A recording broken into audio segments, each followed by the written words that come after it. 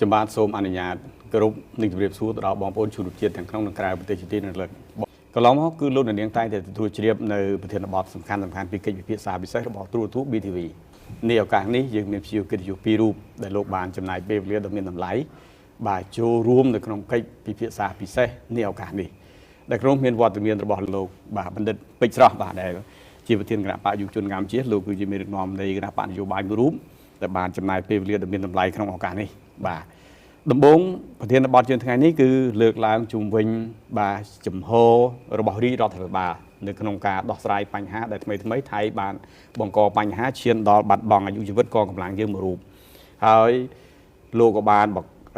បង្ហាញពីចំហរបស់លោកដែរនៅក្នុងការដាក់បញ្ហាទៅតុលាការយុត្តិធម៌អន្តរជាតិ ICJ ហើយបន្តរហូតដល់បាទប្រហែលថ្ងៃនេះគឺបាទលោកទាំងពីរបានដឹងហើយបាទពាក់ព័ន្ធការគម្រាមរឿងបញ្ហាភ្លើងកម្ពុជាក៏មានភ្លើងប្រើគ្រប់គ្រាន់គម្រាមទៅលើបញ្ហាអ៊ីនធឺណិតបាទគឺយើងប្រើប្រាស់អ៊ីនធឺណិតរបស់យើងហើយរួមនឹងភាពយន្តបាទរបស់ថៃក៏រាជរដ្ឋាភិបាលគឺមិនបាទឲ្យបញ្ចាំងទៅលើកញ្ចក់ទូរទស្សន៍នៅក្នុងស្រុករបស់យើងទេសម្រាប់ជាទស្សនៈរបស់លោកបណ្ឌិតក្នុងនាមលោកជាប្រធានគណៈបកនយោបាយមួយរូបប៉ុន្តែលោកក៏ជាប្រជារដ្ឋខ្មែរបាទឈាមជ័រជាខ្មែរអញ្ចឹងចំពោះគោលចំហរបស់រាជរដ្ឋបាលលោកបានដោះស្រាយទាំងផ្លូវច្បាប់ទាំងការទូតបាទរួមនឹងរហូតមកដល់ម៉ោងនេះលោកមើលឃើញថាយ៉ាងណាដែរចំពោះចំហនិងគោលនយោបាយនៅក្នុងការដឹកនាំក្នុងការបញ្ជៀសបញ្ហារឿងព្រំដែនជាមួយថៃលោកបាទសូមឆ្លើយមុននឹងឆ្លើយជាមួយនឹងលោកធីកបាទសូមខ្ញុំការណាសូមក្រាបថ្លែងគុំព្រះថេរានុថេរៈគ្រប់អង្គសូមគោរពជំរាបសួរពុកម៉ែបងប្អូនជនរួមជាតិជាពិសេសគឺវីរៈកងទ័ពដែលកំពុងតែប្រចាំការនៅតាមបន្ទាត់ព្រំដែនកម្ពុជាថៃគ្រប់តំបន់ដែលកំពុងឈរជើងដើម្បីគេហៅថាត្រៀមការពារខ្លួន24ម៉ោងលើ24ម៉ោងការពារកុំឲ្យគេហៅថាចោលប្រវត្តិសាស្ត្រក៏ក្លឿនវាប្រហារមកដែនអធិបតេយ្យនៃព្រះរាជាណាចក្រកម្ពុជាយើងសកម្មភាពដែលរដ្ឋាភិបាលកំពុងតែតទល់ជាមួយនឹងយើងប្រើពាក្យថាបច្ចាមិត្តនៅគេហៅថាប្រទេសថៃហ្នឹងខ្ញុំឃើញថាជាការឆ្លើយតបមួយសមស្របនឹងត្រូវតែឆ្លើយតបបែបហ្នឹងដែរទី1ក្នុងនាមយើងជាប្រទេសមួយដែលមានអធិបតេយ្យភាពដែលមានកិត្តិយសស្មើមុខស្មើមាត់ជាមួយប្រទេសទាំងអស់ក្នុងពិភពលោកមិនថាប្រទេសយើងមានប្រជាពលរដ្ឋតិចឬក៏សេដ្ឋកិច្ចយើងទាបជាងគេយ៉ាងណាប៉ុន្តែក្នុងនាមជាប្រទេសដែលមានអធិបតេយ្យភាពដែលមានសិទ្ធិពេញលេញនៅក្នុងការតទល់គ្នាតាមផ្លូវច្បាប់គេថាស្មើមុខស្មើមាត់ប៉ុន្តែបើសិនជាមានប្រទេសណាមួយឧទាហរណ៍ដូចជាប្រទេសថៃកំពុងតែបំពានលើអធិបតេយ្យភាពកម្ពុជារហូតធ្វើឲ្យវីរៈកងទ័ពយើងម្នាក់បាត់បង់ជីវិតបើសិនជាកម្ពុជាមិនឆ្លើយតបឲ្យសមស្របណាមួយទេនឹងធ្វើឲ្យជាតិសាសន៍ខ្មែរយើងនឹងធ្លាក់អនុភាពដែលរត់តម្លៃនៅលើឆាកអន្តរជាតិទី1ទី2ធ្វើឲ្យកងទ័ពដទៃទៀតនឹងបាក់ទឹកចិត្តពីព្រោះចំហរដ្ឋាភិបាលបើសិនជាមិនឆ្លើយតបឲ្យសមស្របដោយប្រមុខរដ្ឋាភិបាលកម្ពុជាដឹកនាំដោយសម្ដេចមហាបវរធិបតីហ៊ុនម៉ាណែតកំពុងតែឆ្លើយតបខ្ញុំគិតថាកងទ័ពនឹងបាក់ទឹកចិត្តអស់មានកម្លាំង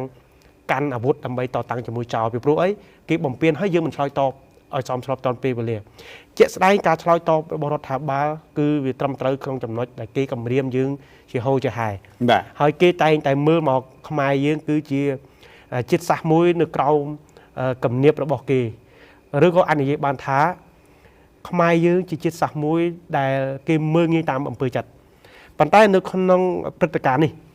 ថៃនឹងភ្ញាក់ខ្លួនថាខ្មែរមិនដូចនៅអ្វីដែលអ្នកកំពុងគិតនោះទេបាទត្បិតអីគេលើកឡើងថាយើងចង់ជុលជាមួយនឹងថៃគេមានប្រជាជនច្រើនសេដ្ឋកិច្ចគេធំ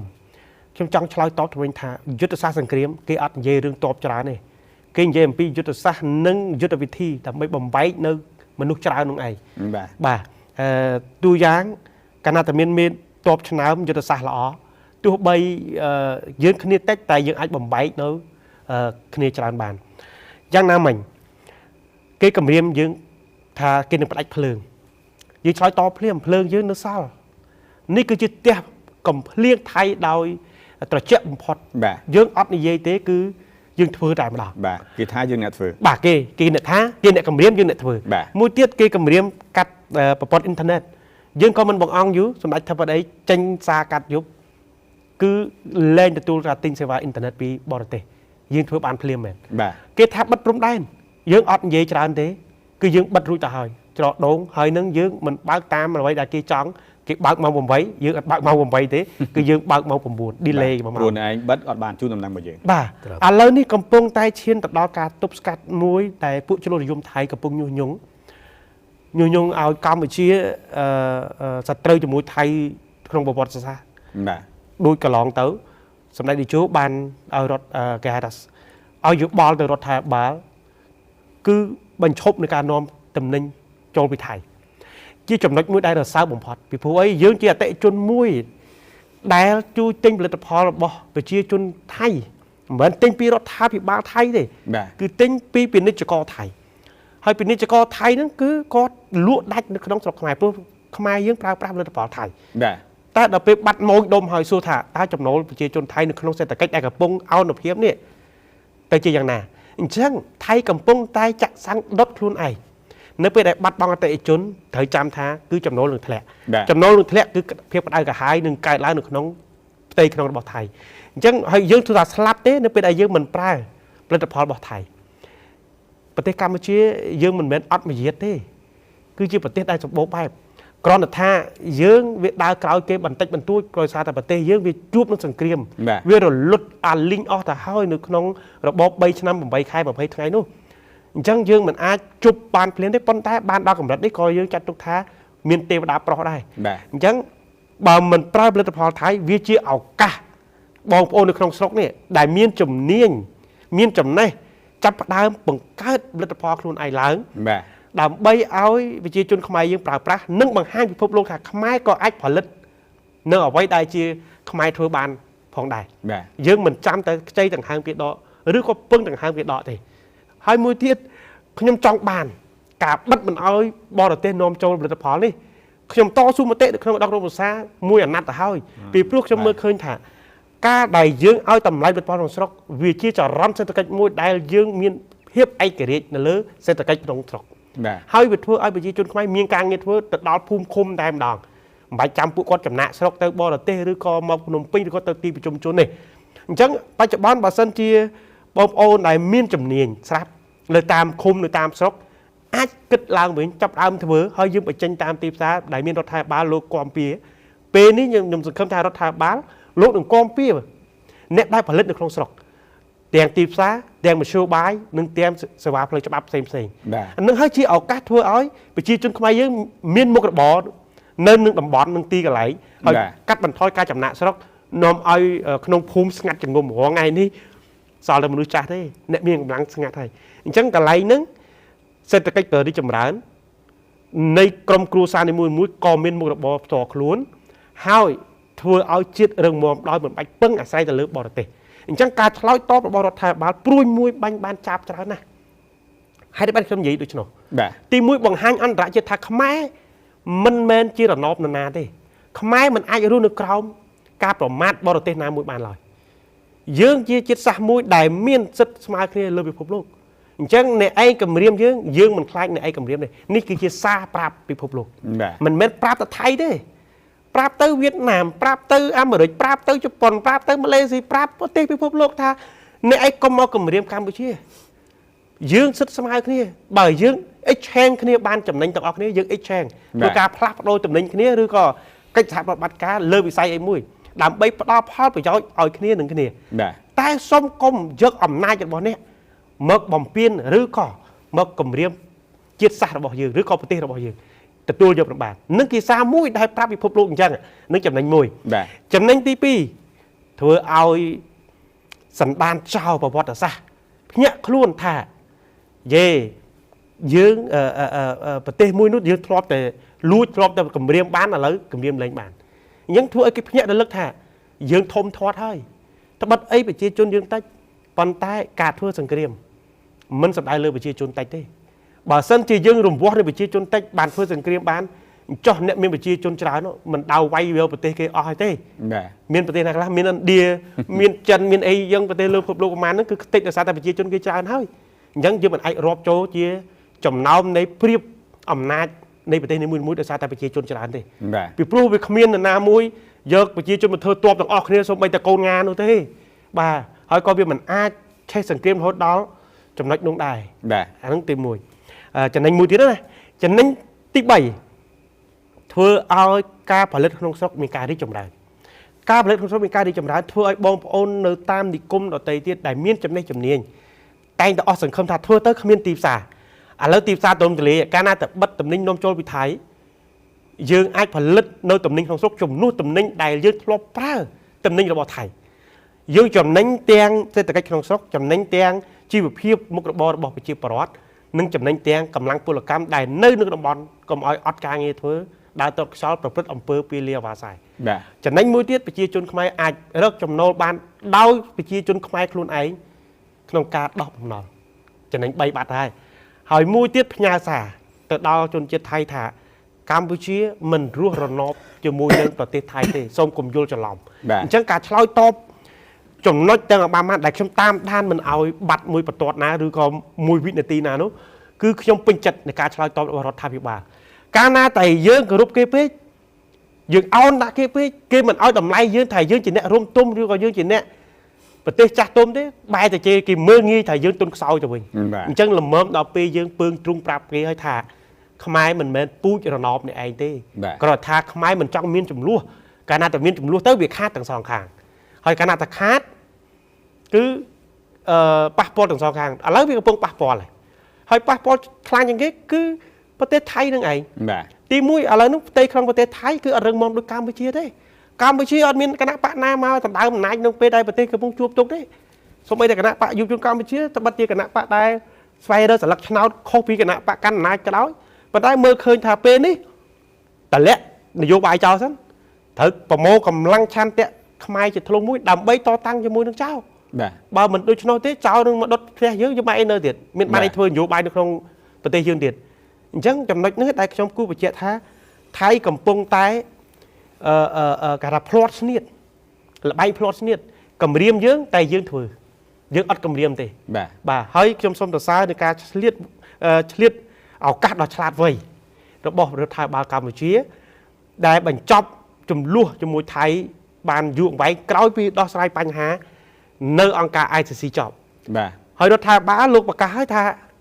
ទោះបីជាលទ្ធផលយ៉ាងណាក៏ដោយក៏កម្ពុជាទទួលយកដែរឲ្យតែតុលាការ ICC ដំណើរការដោយយុត្តិធម៌ពឹងគេថាផ្អែកទៅលើឯកសារគតិយុត្តច្បាស់លាស់និងតថភាពជាក់ស្ដែងបាទអញ្ចឹងសម្រាប់លោកបន្តិចគឺគ្រប់គ្រងពេញទំហឹងចំពោះជំហរដែលរាជរដ្ឋបាលរុញបញ្ហាទៅ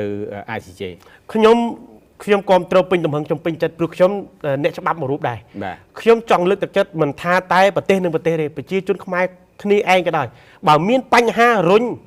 ទៅឲ្យច្បាប់ដោះស្រាយកុំប្រើអំពើហិង្សាវានាំឲ្យបំពានច្បាប់កាលណាយើងប្រើអំពើហិង្សាវាមានភាគីម្ខាងចាញ់បាទឬក៏រងរបួសដូចថៃឈ្លានពានកម្ពុជាធ្វើឲ្យកងទ័ពរបស់យើងបាត់បង់ពលីជីវិតដោយសារតែការលួចឬក៏ប្លន់ពីថៃអញ្ចឹងបើយើងវាយបកយើងសងសឹកតែយើងឈឺចិត្តណាស់គេមកបាញ់យើងដល់ក្នុងផ្ទះហើយបើយើងសងសឹកបាញ់ទៅគេវិញសង្គ្រាមនឹងកើតឡើងនឹងគឺមិនងាយបញ្ចប់វានឹងរីករាលដាលហើយស្លាប់គឺទាំងសងខាងអញ្ចឹងយើងឈឺចិត្តថាស្លាប់វីរៈកងទ័ពយើងម្នាក់ប៉ុន្តែយើងនឹងរុញនឹងដែលជាផុសតាំងនៃការស្លាប់នៃការឈ្លានពានរបស់គេនឹងទៅអង្គការ ICJ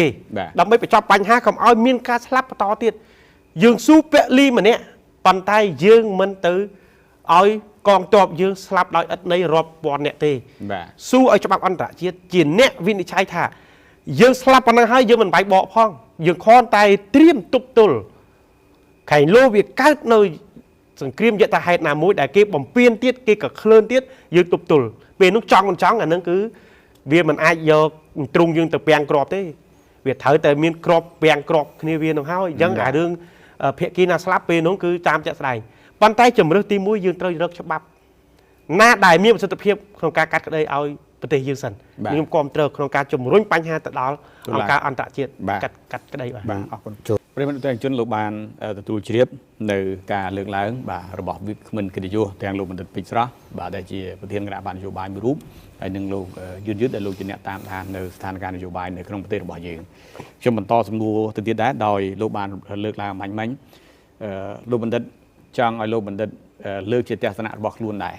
លោកបណ្ឌិតបានលើកឡើងថាម៉ោងនេះទោះបីគណៈបកនយោបាយផ្សេងគ្នាតែប្រឹងរកសម្លេងឆ្នោតក៏ពិតមែនតែគឺដល់ម៉ោងនេះត្រូវរួបរวมគ្នាគឺទប់ទល់ជាមួយនឹងគេហៅថាចោលឆ្លៀនពៀនកាលពីថ្ងៃទី10ខែមិថុនាលោកបណ្ឌិតនៅចាំហើយគឺដោយលោកយឺតបានលើកឡើងមានត្រូវបានគេរកឃើញហើយជាអតីតសមាជិកបកប្រឆាំងក្រុមជ្រុលនិយមដែលបណ្ឌិតព័ត៌មានคล้ายបាទនាំឲ្យប៉ះពាល់សតិអារម្មណ៍ដល់កងកម្លាំងប៉ះពាល់យល់ច្រឡំដល់មហាជនពាក់ព័ន្ធនឹងព្រំដែនចឹងក្នុងនាមលោកជាអ្នកនយោបាយមួយរូបហើយក្នុងនាមលោកជាប្រជាពលរដ្ឋខ្មែរមួយរូបរាជរដ្ឋបាលលោកខិតខំប្រឹងប្រែងលោកបានគ្រប់គ្រងយ៉ាងពេញទំហឹងលើកឡើងបាញ់មិញនៅវិធានការរបស់រាជរដ្ឋបាលតាំងពីដើមទីរហូតមកដល់ម៉ោងនេះចុះសម្រាប់ប្រជាពលរដ្ឋវិញជាទេសនារបស់លោកក៏ដូចជាគណៈបកនយោបាយផ្សេងៗតើត្រូវធ្វើយ៉ាងណាដើម្បីរួមចំណែកជាមួយរាជរដ្ឋបាលលើបញ្ហានេះបាទនៅពេលនេះខ្ញុំប្រៀបធៀបមួយការរស់នៅជាមួយគ្នាក្នុងភូមិផងរបងចិត្តគ្នាបាទបើទោះបីយើងមិនត្រូវគ្នាក៏ដោយប៉ុន្តែបើសិនជាសមាជិកគ្រួសារណាមួយមានទុកពេលនោះយើងដឹងថាតើអ្នករាប់អានយើងនៅជុំវិញខ្លួននឹងល្អឬអត់ឧទាហរណ៍ថាមានការឈឺសង្គ្រោះបន្ទាន់យប់លប់តើអ្នកដែលនៅផ្ទះក្បែរយើងនឹងគេតម្លាក់គំនុំផ្ទាល់ខ្លួនមកជួយយើងអត់ឬក៏មានភ្លើងឆេះផ្ទះមកជួយពលុតគ្នាអត់នៅពេលនេះយើងដឹងថាចិត្តគេគុំយើងរហូតដល់បាត់គុណធម៌ឬយ៉ាងណាដូចគ្នាប្រទេសជាតិជួបទុកត្បិតអីយើងអ្នកធ្វើនយោបាយច្បាស់ហើយគឺសម្រួចទិសដៅមួយទៅដណ្ដើមយកស្លឹកឆ្នោតដើម្បីកាន់អំណាចប៉ុន្តែអាការដណ្ដើមកាន់អំណាចនឹងយើងត្រូវមើលកលៈស័កដែរបើប្រទេសយើងវាសុខសាន្តវាគ្មានចោលមកឈ្លានពានទេអានឹងយើងធ្វើទៅតាមវិជ្ជាជីវៈអ្នកនយោបាយទៅបាទយើងស្វែងរកចំណុចណាដែលយើងអាចរិះគន់ដើម្បីស្ថាបនាហើយយើងប្រាប់អំពីសក្តានុពលរបស់យើងឲ្យប្រជាជនគាត់ទាំងខ្លែងថាគេកំពុងដឹកនាំហើយនឹងយើងកំពុងតែផ្ដល់នៅអ្វីដែលថ្មីនៃយុទ្ធសាស្ត្រនៃការដឹកនាំថ្មីនោះឲ្យប្រជាជនជ្រាបបើគាត់ទុកចិត្តថាយើងផ្ដល់យុទ្ធសាស្ត្រនឹងគេទុកចិត្តគេបោះឆ្នោតឲ្យយើងហើយយើងនឹងឈ្មោះទៅរកការកាន់អំណាចស្របតាមរដ្ឋធម្មនុញ្ញដែលបានចែងគេថានរណាដែលទទួលបានការគ្រប់គ្រងច្រើនពី50+1នៅក្នុងសភាគណៈបកនោះគឺនឹងដឹកនាំប្រទេសដោយគេថាសម្លេង50+1ដោយឡែកនៅពេលដែលប្រទេសជាតិកំពុងតែមានការឈ្លានពានពីបរទេសហើយបើយើងឆ្លៀតពេលនឹងមកកេងចំណេញនយោបាយនោះគេហៅថាជនដែលវង្វេងជាតិពីព្រោះធ្វើនយោបាយយូរទៅវាលែងស្គាល់ជាតិឯងហើយរហូតទៅដល់អាជាតិឯងកំពុងតែរងការឈ្លានពានពីបរទេសយើងមិនលើកទឹកចិត្តមិនជួយទឹកចិត្តដល់កងទ័ពនិងរាជរដ្ឋាភិបាលដើម្បីតបទល់ជាមួយនឹងចៅវាបែរទៅជាវាយបំបត្តិទឹកចិត្តអ្នកដែលព្យាយាមទប់ទល់នឹងឲ្យចៅមានឱកាសមានកម្លាំងចិត្តកាន់តែវាយចូលផ្ទះរបស់ខ្លួននៅក្នុងលបឿនលឿនទៅថែមទៀតអានឹងគេហៅថាជនវង្វេងជាតិតែបើញុះញង់ឲ្យបាក់ទឹកចិត្តកងទ័ពខ្ញុំស្របជាមួយលោកពូយឺនថាជាជនក្បត់ជាតិដែរដោយអាប្អូននោះវាធ្វើតាមសណារីយ៉ូរបស់អ្នកនយោបាយដែលវង្វេងលេងស្គាល់ជាតិឯងនោះគាត់ទៅថតវីដេអូប្រអាប់នៅគេហៅថាគ្រឿងសភាវុធខ្មែរយើងនោះគឺគេហៅថាបង្ហាញឲ្យចោលឃើញថាខ្មែរយើងវាគ្មានអីអស្ចារ្យទេអានោះគេថាជនក្បត់ជាតិដែរអញ្ចឹងសូមបងប្អូនខ្មែរប្រុសស្រីយើងកុំស្អប់ជាតិសាសន៍ខ្លួនឯងរហូតទៅដល់ភ្លេចប្រទេសជាតិខ្លួនឯងព្រោះប្រទេសជាតិយើងនេះទឹកដីយើងនេះអាចត្រូវទ្រង់ឲ្យយើងរស់នៅដោយស្មើមុខស្មើមាត់ជាមួយនឹងជាតិសាសន៍ដទៃតែបើយើងស្អប់គ្នាឯងរហូតដល់បោះបង់ផ្ទះខ្លួនឯងចោលយើងទៅនៅស្រយាផ្ទះគេតើតម្លៃជាតិសាសន៍ខ្មែរយើងនៅទីណាតើបុព្វការីជនយើងដែលខំកសាងអង្គរវត្តមកទុកឲ្យយើងស៊ីគេដល់រងថ្ងៃនេះនៅពេលដែលធ្លាក់ទៅដល់ចោលនោះតើយើងមានអីទៅប្រមូលផលពីគេហៅថាតសម្បត្តិរបស់ដូនតាយើងនិងថែរក្សាតសម្បត្តិដូនតាយើងកន្លែងហ្នឹងសូមគិតថាយើងអាចបាត់បង់នៅអំណាចនយោបាយឬក៏មិនអាចជ្រើសឆ្នោតបានតែយើងមិនអាចបាត់បង់ផ្ទះផ្ទាល់ខ្លួនជាតិរបស់យើងបានទេខ្ញុំបានដាក់ពាក្យស្លោកមួយថាបើខ្ញុំចាញ់ឆ្នោតខ្ញុំទទួលយកគ្រប់អាណត្តិតែខ្ញុំមិនឲ្យជាតិខ្ញុំបាត់បង់ឬក៏ដុតផ្ទះខ្លួនឯងឲ្យឆេះម៉ត់ដើម្បីឲ្យអ្នកឈ្លានពានពីមានឱកាសមកឈ្លានពានទេនេះគឺជាទស្សនៈរបស់ខ្ញុំអ្នកឯងថាយ៉ាងណាជាសិទ្ធិរបស់អ្នកឯងតែខ្ញុំត្រូវមានកាតព្វកិច្ចមួយថែរក្សាទឹកដីដូនតាថែរក្សាទ្រព្យសម្បត្តិដូនតានឹងធ្វើយ៉ាងណាឲ្យជាតិសាសន៍ខ្មែរបន្តពូជពង្សកាន់តែច្រើនទៅក្នុងការមានឱកាសស្ដារលទ្ធភាពឲ្យប្រជាជាតិខ្មែរយើងកាន់តែរីកធំទីធំទៅយើងមិនអាចធ្វើសកម្មភាពណាមួយ tôi bị phá bởi giáo chết là hốt đó đốt bầm plan chết luôn anh thì nước chỉ chấm nói đại snow được bọc nhóm đại trong một thôn nông bài hai mũi tiệt chết khmai process thằng con lên ai biết thay là bay nông bài bay bị chia bị thọt hai con vay bầm bạc tắc chết con tốt hai con đốt phơi chấm băng ở khai chia kịp hay pru bị ai slap thằng này chẳng dương rớt vì thi xa ti mua dương bà dương mình ban chui ấy tí dương nơi nghiêm bà dương mình ban thuê xó na dương khuyên là tập hiệp ở đây lôi ai còn to rồi co mình miên là tập hiệp miên thuê đầm nai từ đó còn to được từ chất còn to bà dương mình ban chui phụ con bay một tí dương nơi ở nghiêm sần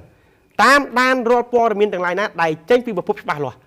miên sẽ na từ cả bờ đi rồi thảo bá miên bậc một đi nhiều độ mình tới nương miên một thiên bậc phía đầy sạc cam tam đàn từการนี่มันเอาแกได้ใช่ไหมยังตามดานพวกมันพูดเยอะเต้พวกเรื่องนี้เรื่องประวัติศาสตร์บาสันเจประเทศเจทะเลนึกขนงจำนักนามวยใดแกหายถ่าย5 ปีครั้งพวกไปชมนึงการทำไมเดียวประวัติศาสตร์มันแม้แต่มือชนะที่รอบเลยชนะบ่ายยืนจะในอ่านประวัติศาสตร์ยืนเคยถ่ายตาสไลด์อังนาคลาได้ทั่วเอาเชือดบัดบองนึกบัดบองกับทัพไตอยู่เพียบนึกบัดบองไอ้กรีเพียบบอกเชือดแต่ยืนอ่านเคยจำนวนหนึ่งให้สุดท้ายจัดยืนหรือเปล่าไม่คือใช้ชั่วก็ได้ก็ให้แต่ให้ไอ้บ้านที่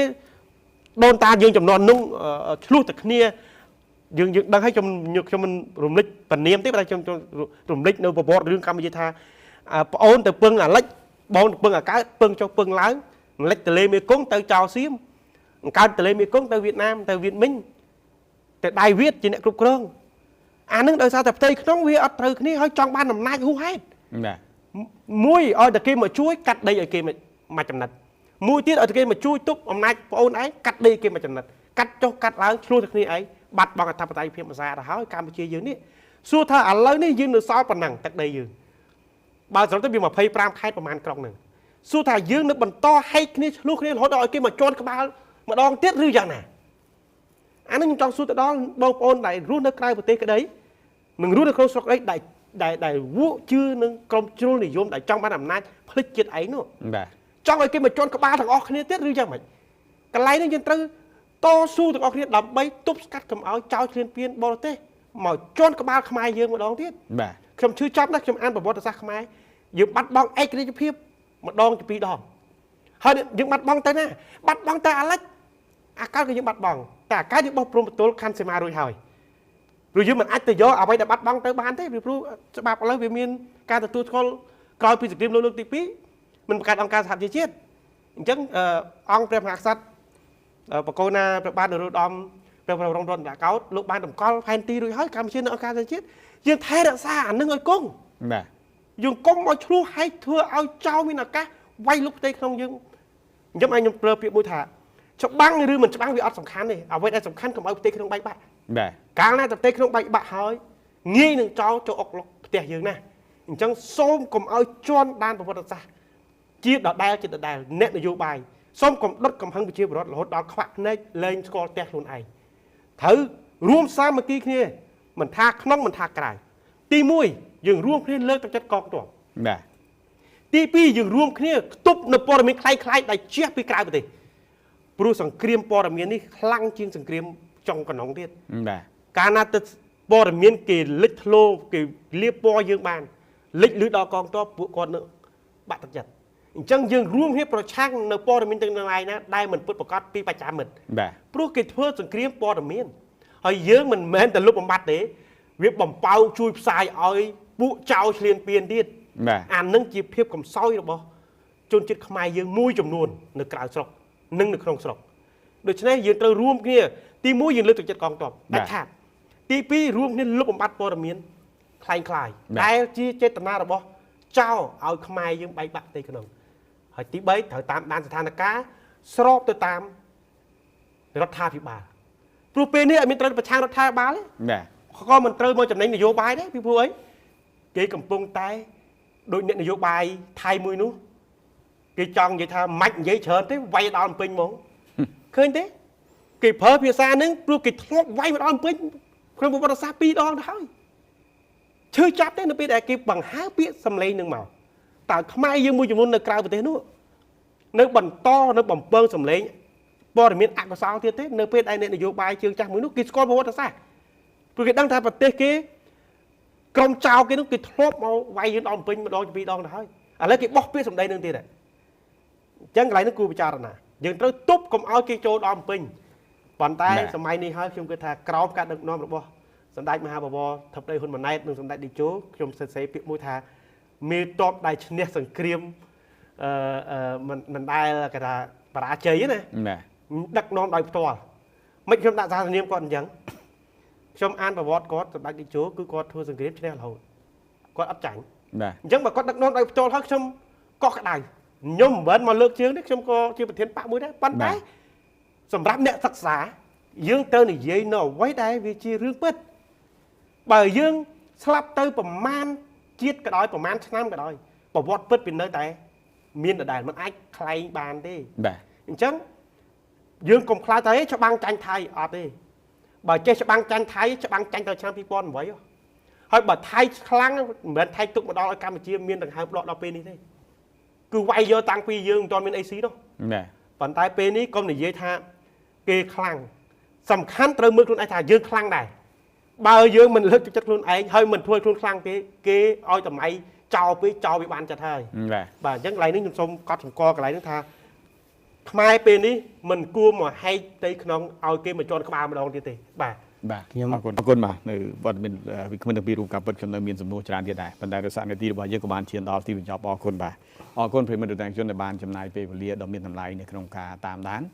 បាទដែលកិច្ចពិភាក្សាថ្ងៃនេះគឺលើកឡើងតាមដានពីស្ថានភាពនយោបាយបាទស្ថានភាពពាក់ព័ន្ធទៅនឹងបញ្ហាព្រំដែនជាមួយនឹងប្រទេសថៃដែលវិក្កាមទាំងពីររូបបាទគឺមានលោកបណ្ឌិតពេជ្រស្រស់ដែលជាមេដឹកនាំនៃគណៈបកបាទយុវជនកម្ពុជាហើយលោកយឿនយឺតលោកជាអ្នកតាមដាននៅសភាពការនយោបាយនៅក្នុងប្រទេសរបស់យើងអរគុណប្រិមិត្តឧត្តរជនដែលបានចំណាយពេលវេលាដ៏មានតម្លៃនៅក្នុងការតាមដានយើងជួបគ្នាឱកាសក្រោយទៀតឲ្យជូនពរបាទបងប្អូនទាំងអស់សុខភាពល្អហើយ5ផ្ញើរក្តីនឹងរលឹកនឹងជូនពរទៅដល់វីរៈកងទ័ពយើងទាំងអស់ដែលកំពុងការពារនៅតាមបន្ទាត់ព្រំដែនសូមមានសុខភាពល្អពេលនេះវត្តមានខ្ញុំបាទនឹងវិក្កាមទាំងពីររូបសូមអរគុណនិងសូមគោរពលា